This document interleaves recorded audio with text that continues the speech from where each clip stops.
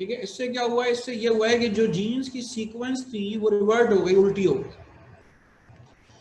ठीक है, तो reversal in the sequence of genes जो है ये क्या कहलाता है, reversal in the sequence of genes कहलाता है इन्वर्जन। ठीक है, आपको पता है कि ब्रेकिंग और रिजॉइनिंग ऑफ क्रोमैटिड पार्ट्स होती है क्लास्मेटा के ऊपर। अब जो पार्ट टूट के लग रहा है वो पार्ट टूट के जो है वो उल्टा लग रहा है।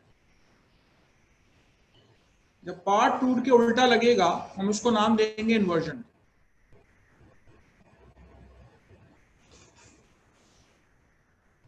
यानी कि आपके पास जीन्स की सीक्वेंस थी A B C D E और एफ, लेकिन इन्वर्जन के रिजल्ट में A B C F E और डी सीक्वेंस आपके पास क्या हो गई, सीक्वेंस आपके पास जो है वो उल्टी हो गई। ठीक है, सीक्वेंस जो थी वो आपके पास रिवर्ट हो गई, उल्टी हो गई। तो इसको क्या नाम दे रहे हैं, इसको हम नाम दे रहे हैं इन्वर्जन।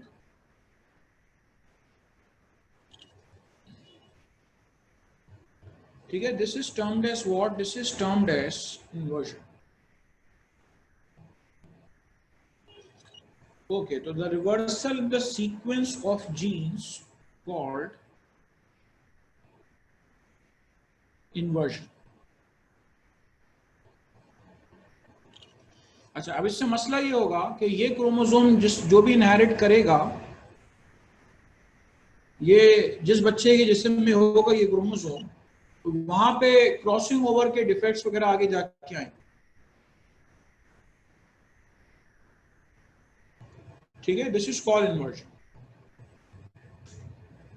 तो ये 4 डिसऑर्डर्स आपको बता दिए, नोट करना चाहें आप कर सकते हैं।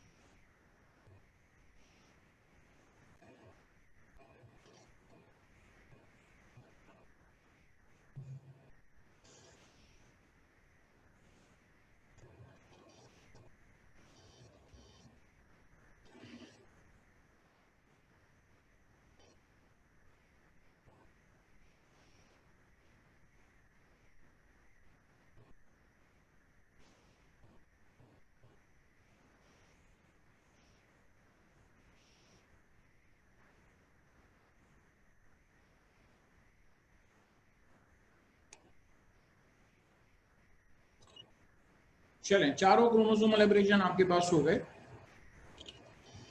मैं खुद से एक दफा ओवरव्यू कर देता हूं। मैंने सबसे पहले आपको बताया है division, if a small segment or part of a chromosome is missing it is called deletion.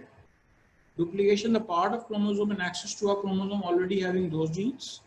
Translocation, transfer of segment of a chromosome to a non-homologous chromosome. और inversion आपके पास है reversal in the sequence of genes called inversion.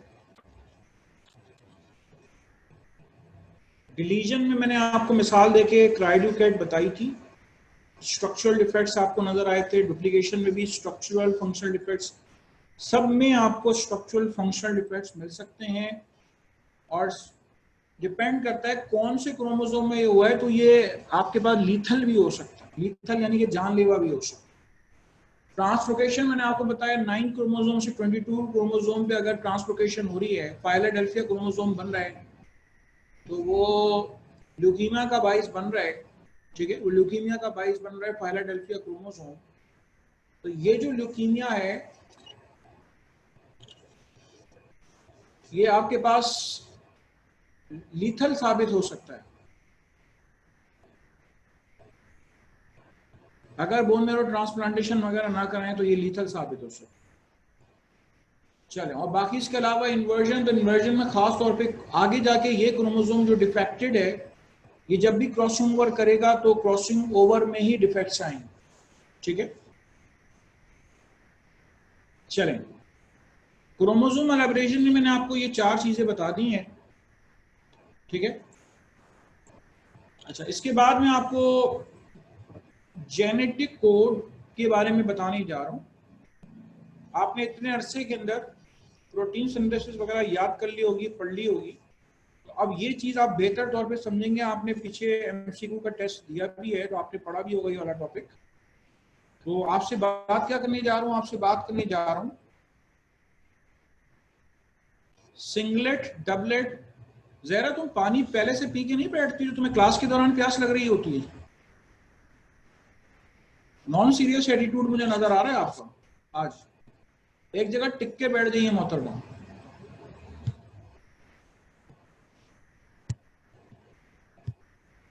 आपसे बात करने जा रहा हूँ जेनेटिक कोड्स की और उसकी टाइप्स के बारे में बात करने जा रहा हूँ।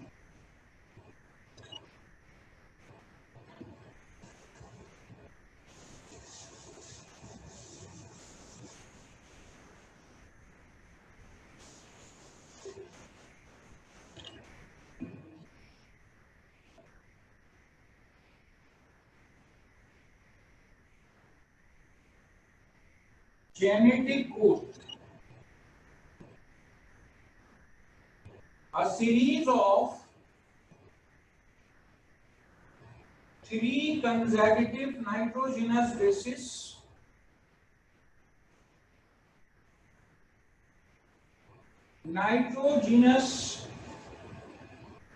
bases that is read from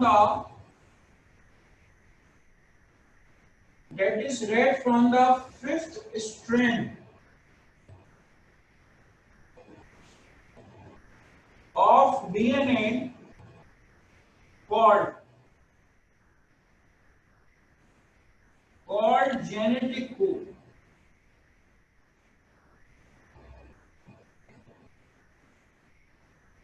मेरे लिए डीएनए है, ये 5th एंड है, ये 3rd एंड है, ये 5th एंड है, ये 3rd एंड।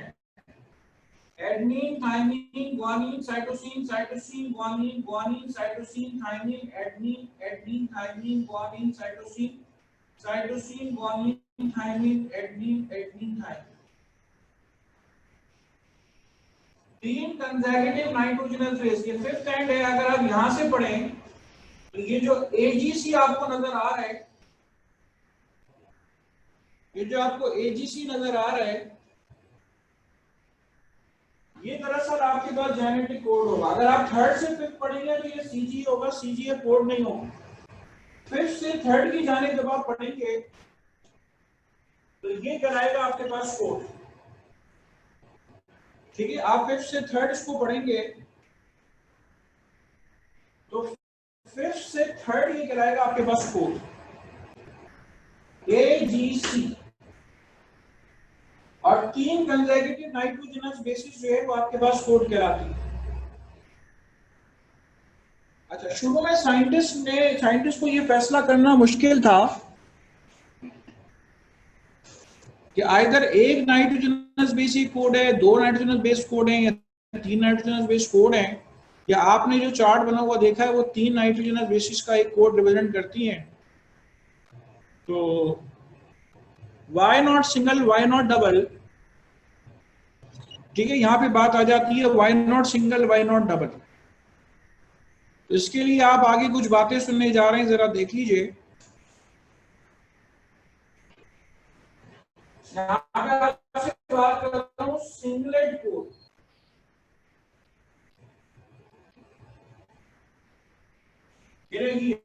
फर्स्ट करें एडेनिन, गुआनिन, साइटोसिन, थाइमिन। अब यूरेसिल कर लें, आरएनए की बात हो रही है, यूरेसिल कर लें।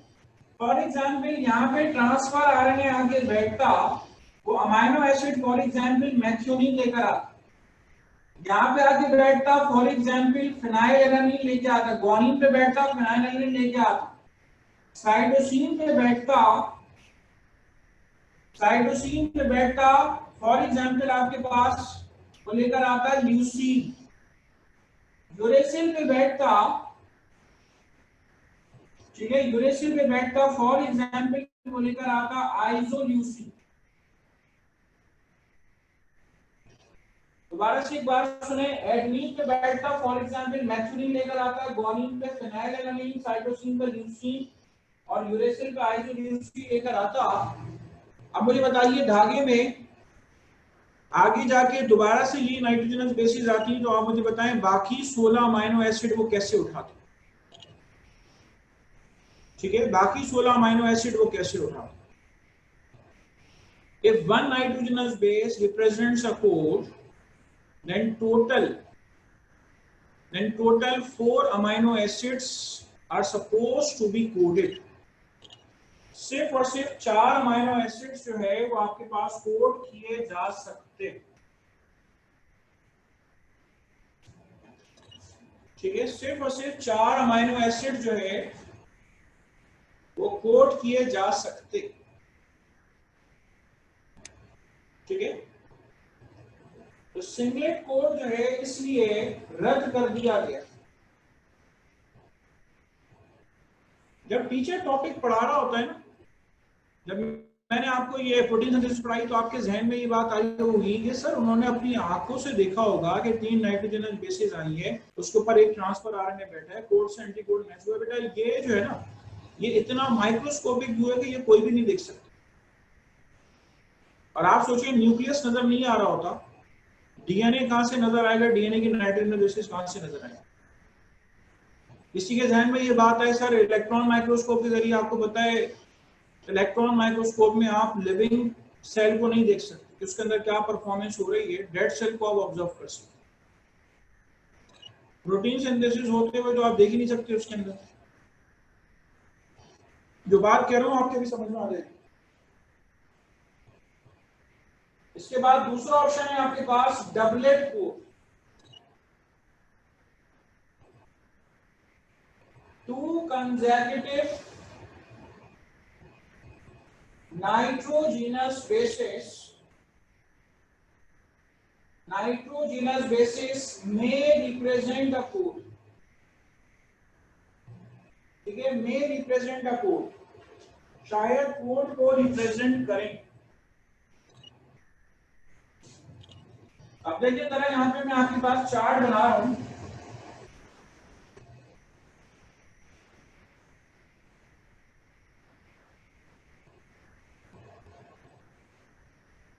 Adenine, guanine, cytosine, uracil, adenine, guanine, cytosine, uracil.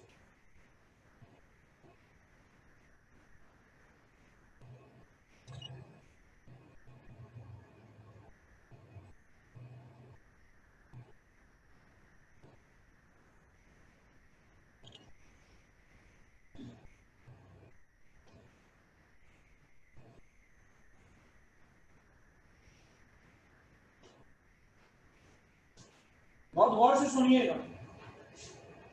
For instance अगर दो नाइट्रोजनस बेसिस एक कोड होते, A G, A C, for example 2 consecutive nitrogenous base अगर कोड होते, ठीक है, अगर कोड होते तो सिर्फ और सिर्फ क्या था, सिर्फ और सिर्फ फिर 16 अमाइनो एसिड जो है वो उठाए जा सकते। बाकी टोटल अमाइनो एसिड 20 हैं, बकिया 4 कैसे उठाते। आपके सामने जो मैंने छोटा सा एक चार्ट बनाया है, इसमें 2 नाइट्रोजनस बेसिस जो हैं वो कोड को रिप्रेजेंट कर रहे हैं। मसला ये है कि अगर फॉर एग्जांपल डबल ए का मतलब होता फिनाइलएलानाइन, एजी का मतलब होता मैथ्यूनिन, एसी का मतलब होता आपके पास ल्यूसीन, फिर उसके बाद एयू का मतलब होता आइसोल्यूसिन। इस तरह करते करते टोटल 16 अमाइनो एसिड्स कोड किए जा सकते थे इस तरह से। तो बकिया 4 की कोडिंग कैसे होती, बकिया 4 कैसे उठाए जाते, मैसेंजर आरएनए पे क्या कौन सा कोड आता उन बकिया 4 के लिए, क्योंकि कोई कोड बचा ही नहीं। तो अब साइंटिस्ट ने इसलिए डबलेट कोड को भी रद्द कर दिया। और आपने जो पीछे प्रोटीन सिंथेसिस में चार्ट बना हुआ देखा है, देखिए आपने प्रोटीन सिंथेसिस में जो चार्ट बना हुआ देखा है, तो इसका मतलब ये है कि आपके पास 3 कंसेक्यूटिव नाइट्रोजनस बेस में रिप्रेजेंट अ कोड। ठीक है, 3 एक के बाद जो नाइट्रोजनस बेसिस आ रही हैं, शायद वो किसी कोड को रिप्रेजेंट कर रही हैं। ठीक है, 3 कंसेक्यूटिव नाइट्रोजनस बेसिस में रिप्रेजेंट अ कोड। ठीक है, तो इसलिए अभी आपने इससे पहले जो चार्ट बनाया था, जो मैंने आपको छुट्टी बंद करने का कहकर जो है वो आपको याद करवाया था। ठीक है, तो अब उसके अंदर कोड्स की तादाद देखें तो 64 कोड हैं। अब आप जहन में है कि भाई 20 अमाइनो एसिड तो टोटल 20 हैं, अब उसमें 64 कोड हैं। तो कहने का मकसद ये है कि कई कोड एक अमाइनो एसिड के लिए हो सकते हैं, लेकिन एक कोड कई अमाइनो एसिड के लिए नहीं हो सकता। ठीक है, many codes या more than one codes can represent a single amino acid, but a single code cannot represent more than one amino acid. ठीक है, चलें, तो ये डबलेट कोड भी रद्द कर दिया गया और सिंगलेट कोड भी रद्द कर दिया गया, और क्या कहते हैं कि ट्रिपलेट कोड जो है वो दरअसल आपके पास एक्सेप्ट कर लिया। ठीक है, जो ट्रिपलेट कोड था आपके पास, वो दरअसल आपके पास एक्सेप्ट कर लिया। ठीक है, चलें, इस सवाल करने हैं तो पूछ लें। ये आपसे सिंगलेट, डबलेट और ट्रिपलेट कोड की बात की, और ऊपर वाली डेफिनेशन एक बहुत जनरल कॉन्सेप्ट वाली बात है कि भाई अगर हम डीएनए के को किस तरफ से पढ़ें, अब इधर से पढ़ते हैं एजीसी कोड आता है, दूसरी तरफ से पढ़ते हैं सीजीए कोड आता है। एक स्टैंडर्ड बना लिया कि डीएनए के दोनों स्ट्रैंड में से आप जिस स्ट्रैंड को भी पढ़ें, 5th से 3rd पढ़ना लाजमी। ठीक है, 5th से 3rd आप पढ़ेंगे तो वो 3 कंसेक्यूटिव नाइट्रोजनस बेसिस, यानी एक के बाद एक नाइट्रोजनस बेस आपके पास क्या रिप्रेजेंट करेगी, कोड को रिप्रेजेंट करेगी। ठीक है, चलें कर लें, नोट कर लें उसको, फिर आगे बात करते हैं आपसे।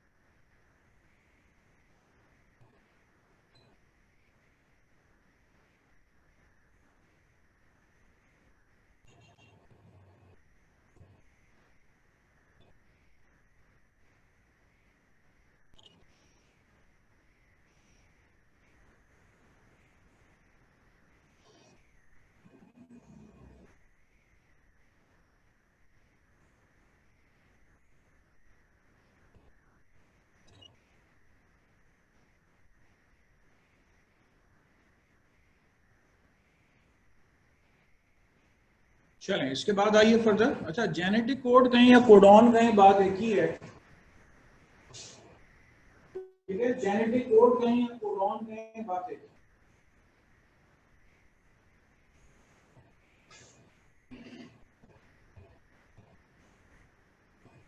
और एंटी कोड जो है वो आपको बता दिया, ये जो ट्रांसफर आरएनए का डायलेटेड लूप है उसके ऊपर जो 3 कंजर्वेटिव नाइट्रोजनस बेसिस होंगी वो दरअसल आपके पास बेटा कहलाएगा, क्या कहलाएगा, एंटी कोडॉन, ठीक है। वो दरअसल आपके पास कहलाएगा एंटी कोड या एंटी कोडॉन।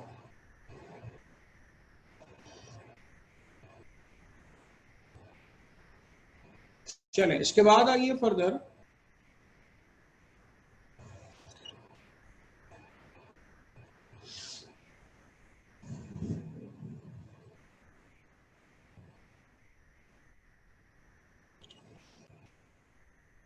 अच्छा, अब इस चैप्टर में और मजीद कुछ चीजों की तरफ बढ़ रहा हूं मैं।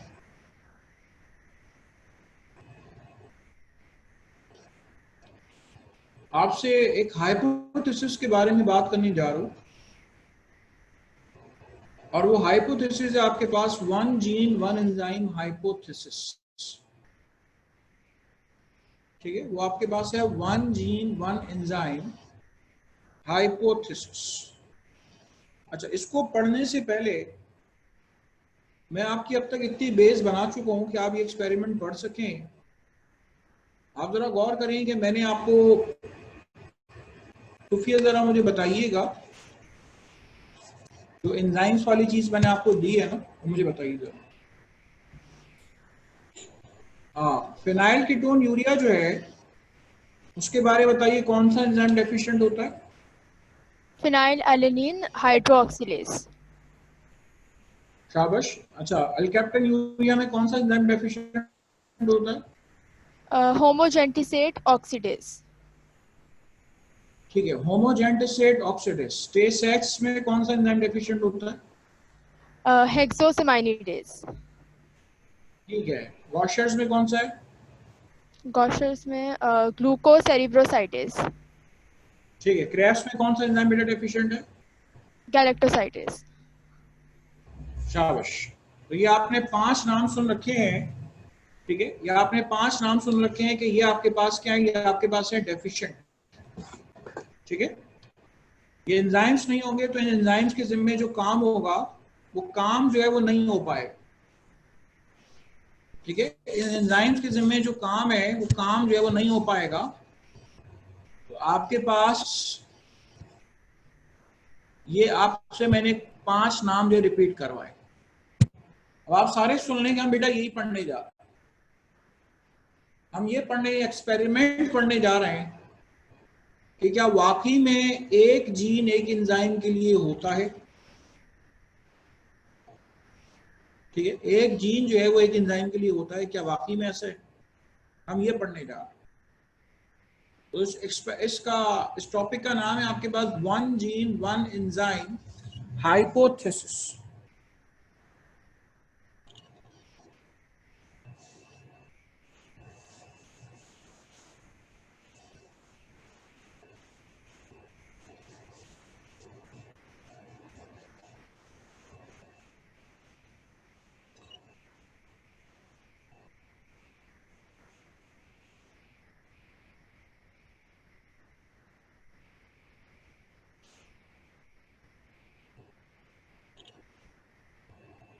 One gene,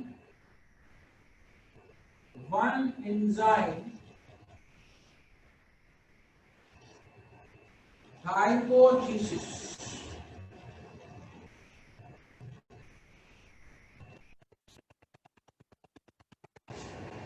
ठीक है, one gene one enzyme hypothesis.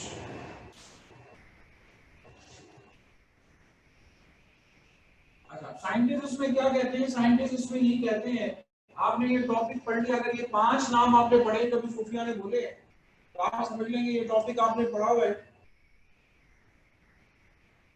बस सिर्फ इसका एक्सपेरिमेंटल प्रूफ जो है उसको पढ़ने की जरूरत, ठीक है। There is only one gene for the production of an enzyme. Any mutation of that gene causes defect in the production of that particular enzyme.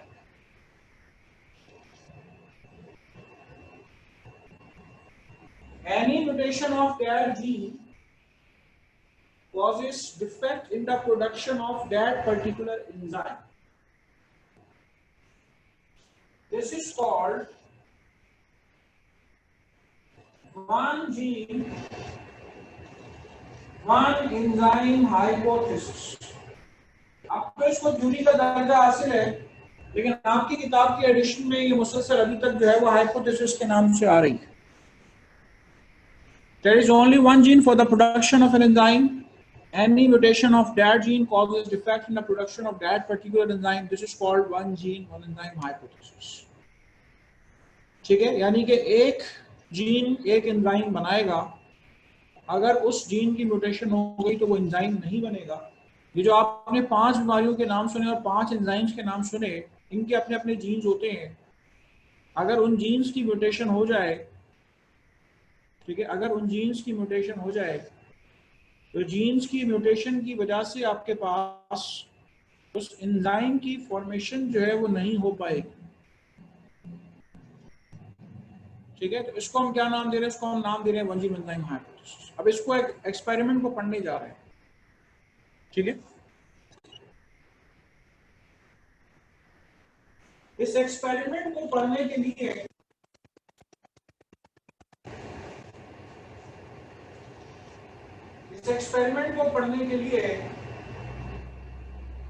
सबसे पहले आपने सुन लें कि आपने एक फंगस लिया है. ठीक है, उस फंगस का नाम क्या है? उस फंगस का नाम है न्यूरोस्पोरा क्रेसा.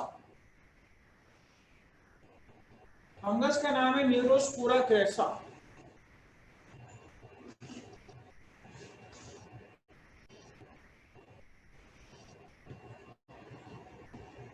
अच्छा, मुझे आप में से कोई जो है वो इसका ग्रुप बताएगा कि ये न्यूरोस्पोरा क्रेसा जो है वो कौन से ग्रुप से बिलोंग करता है?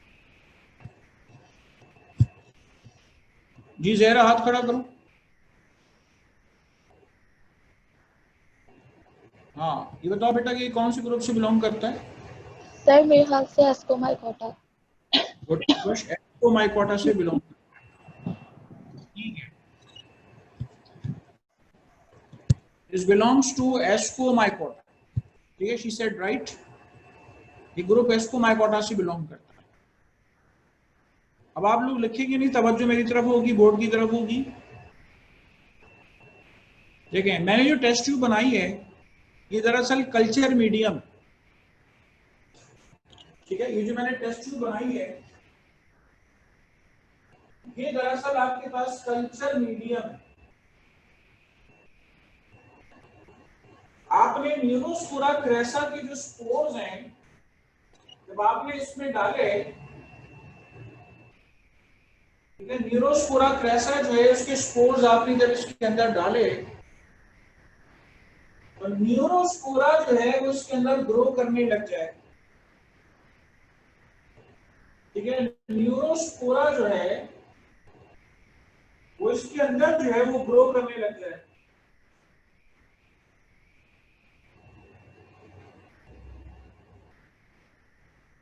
ठीक है, न्यूरोस्पोरा जो है वो इस टेस्ट ट्यूब के अंदर जो है वो ग्रो करने लग जाए. ये जो आपको कल्चर मीडियम नजर आ रहा है इसको हम कहते हैं मिनिमल मीडियम. मैं बहुत तहम्मुल से आपको इस एक्सपेरिमेंट में आहिस्ता आहिस्ता चीजें बताऊंगा. ठीक है, एक्सपेरिमेंट बहुत तवज्जो से सुनने वाला है. इस कल्चर मीडियम में न्यूरोस्पोरा क्रासा के कहीं से स्पोर्स ले लिए, कल्चर मीडियम में डाला. कल्चर मीडियम में डालने के बाद न्यूरोस्पोरा इसमें ग्रो करने लग गया. जैसा सोचा था वैसा ही हुआ. ठीक है, ये चला रहा है मिनिमल मीडियम।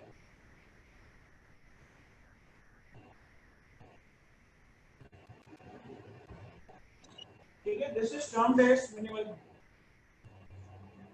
अच्छा ये देखें, ये स्पोर्ट्स को डाला था, ये नेक्स्ट टाइम क्या किया, नेक्स्ट टाइम आपने दोबारा से स्पोर्ट्स दिए, और गौर से सुनिएगा, आपने इन स्पोर्ट्स को रेडिएशन से गुजारा।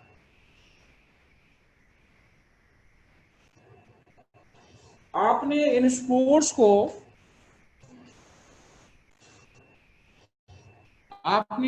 को रेडिएशन से गुजारा। तो जब आपने इन स्पोर्ट्स को रेडिएशन से गुजारा, और रेडिएशन से बेटा गुजारने के बाद आप दोबारा आपने मिनिमल मीडियम पे डाला, इसी मीडियम पे जब आपने डाला तो यहाँ पे किसी किस्म की कोई ग्रोथ नहीं हुई। ठीक है, रेडिएशन से गुजारने के बाद दोबारा से कल्चर मीडियम पे जब आपने डाला इन रेडिएटेड स्पोर्स को, तो अब ग्रोथ नहीं हुई। जैसा आपने सोचा था वैसा ही हुआ भाई, रेडिएशन से गुजार दिया है। ठीक है, तो उसकी ग्रोथ जो है वो नहीं हुई। ठीक है, क्योंकि उसके अंदर क्या है, उसके अंदर जेनेटिक म्यूटेशन हो गई। ठीक है, चलो इतना नोट कर लें। ठीक है, यहीं से बात आगे कंटिन्यू करेंगे।